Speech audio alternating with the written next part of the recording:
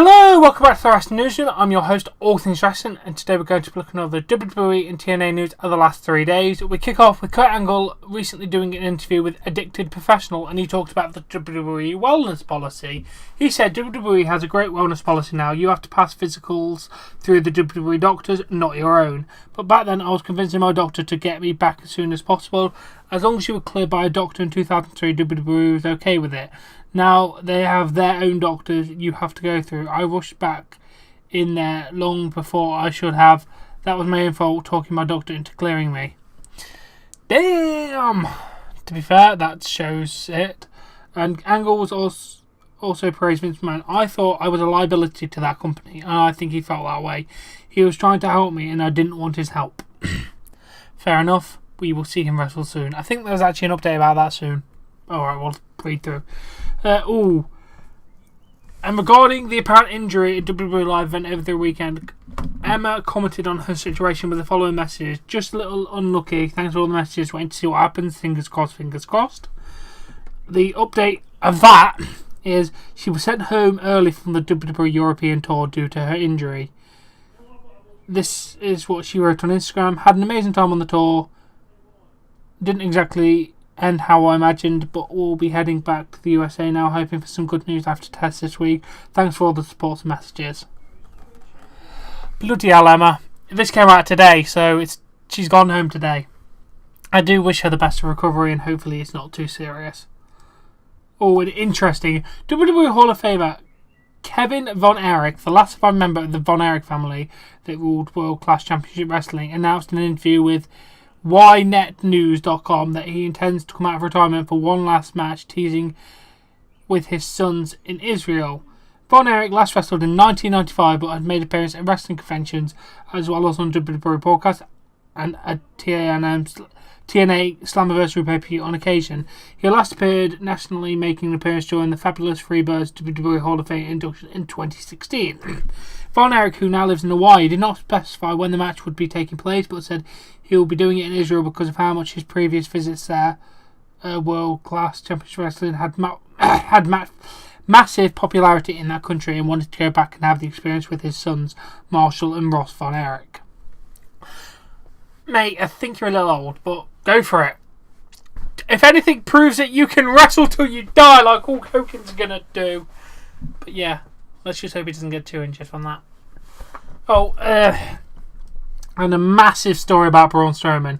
According to ProWrestlingSheet.com, Braun Strowman is dealing with a legitimate elbow injury and will be having a minor procedure done in the near future.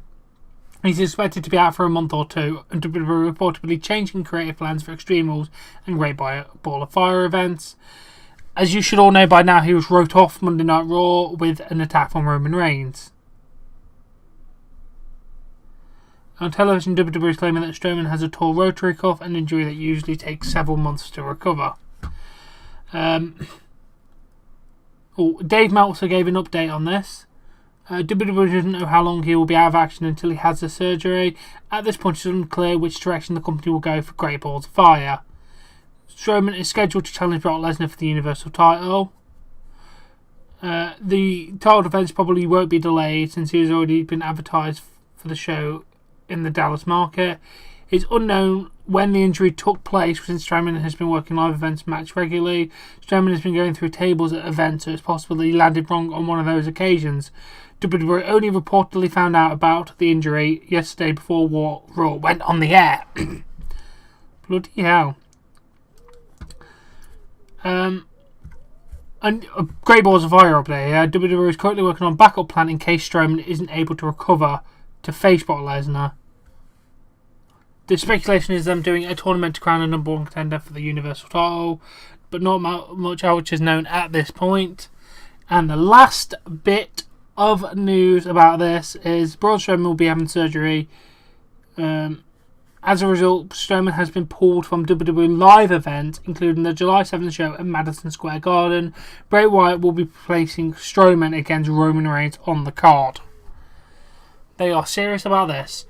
Let's pray for Braun's recovery because we need him back soon because he's the best thing about Monday Night Raw.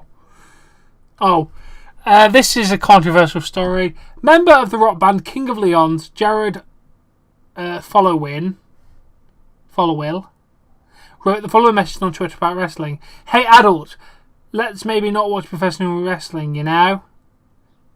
After getting a backlash for the tweet, his following response was, so I gather a lot of people love wrestling. Folk are angry, really angry. I wasn't being literal, continue to enjoy. Yeah, tuck your tail between your legs and fuck off, you prick. It's the only comment I have about that. Oh yeah, this is about Kurt Angle did a Q&A on his Facebook page, and here's a few highlights. On possibly wrestling again in WWE. Yes, I don't know when, but I will wrestle again. It's true. And on Roman Reigns, yes, Roman Reigns is fun. He has a huge future too. Roman has the potential to be the face of WWE. Let's see how he plans out. And on his favourite moment as GM so far, my favourite moment has been getting in the ring with the like of Seth Rollins and Bray Wyatt. It's like having a past legend meeting a future legend. It's hardly ever happens, but it did for me. Well, I'm glad that you like your GM stuff, to be fair. Oh, and Jim Ross revealed on his blog that he'll be returning to the broadcasting booth in WWE. JR will be doing commentary with Nigel McGuinness for WWE UK matches that will be airing on the WWE Network.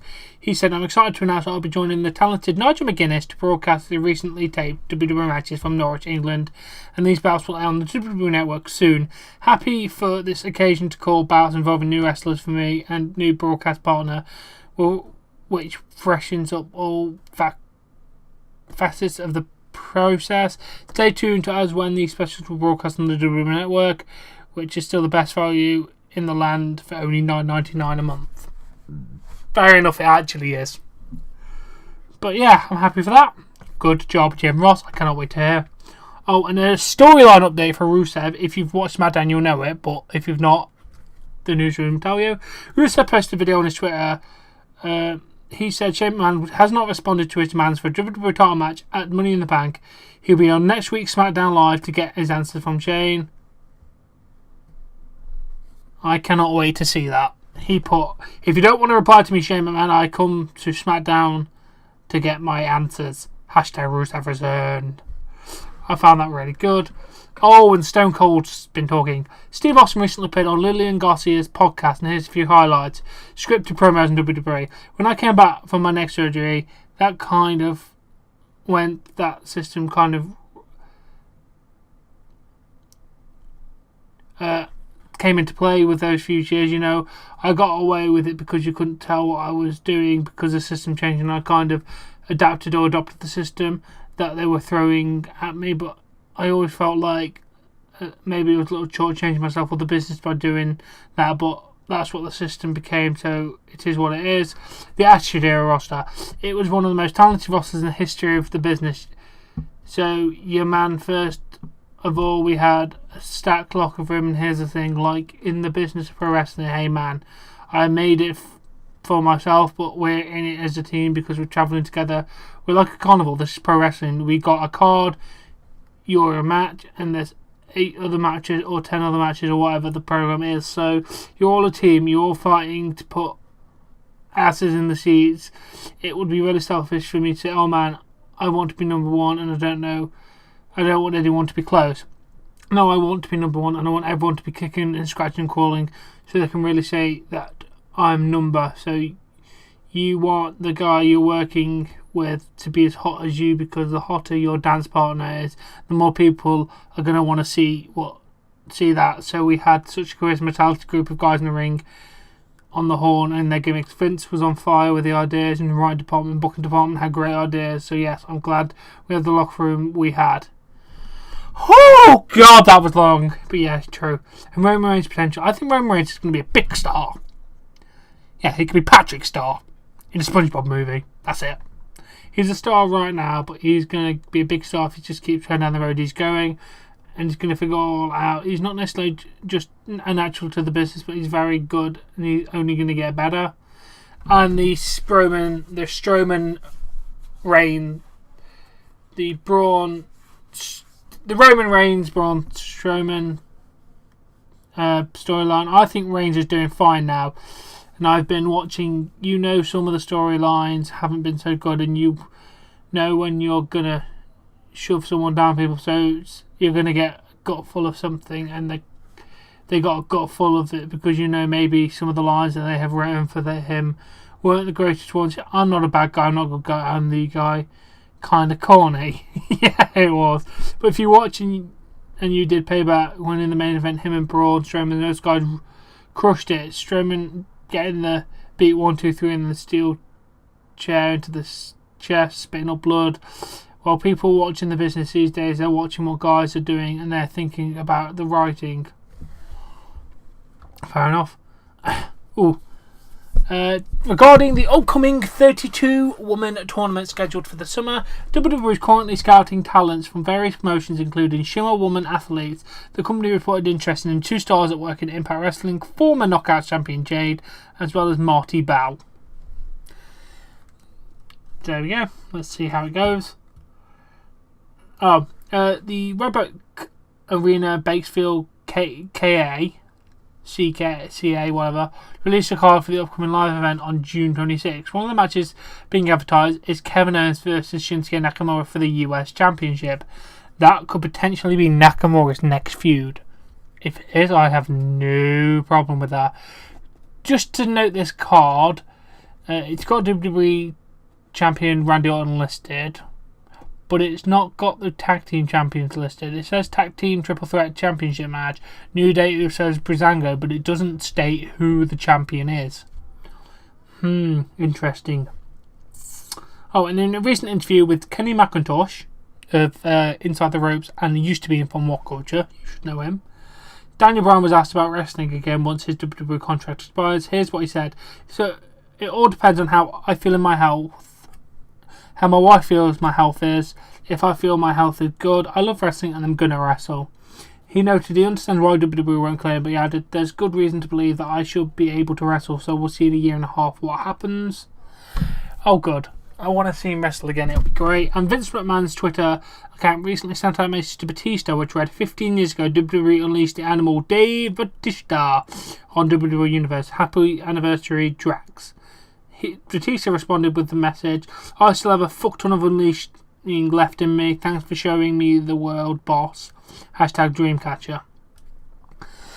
Oh, that's a nice thing. And the last story we have today, Linda McMahon was recently interviewed about WWE and her role as an administrator of small business administration for Donald Trump's administration. During the interview, she was asked about the Vince McMahon movie that is being developed.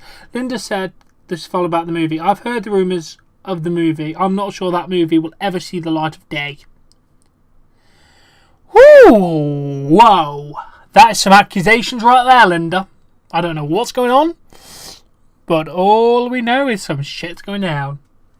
But yeah, that has been the news. That was a shorter episode, and I'm glad, because I have other things to do. Oh, and if anyone wanted to know, I have got access back to my PlayStation account now.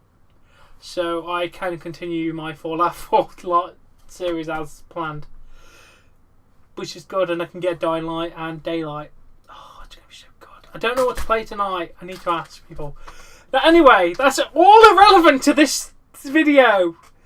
This is what you get. Relevant conversation at the end. Anyway, if you have enjoyed this video, please give it a like. Please support me on Patreon. Link in the description below. Subscribe to more content. And I'll catch you later.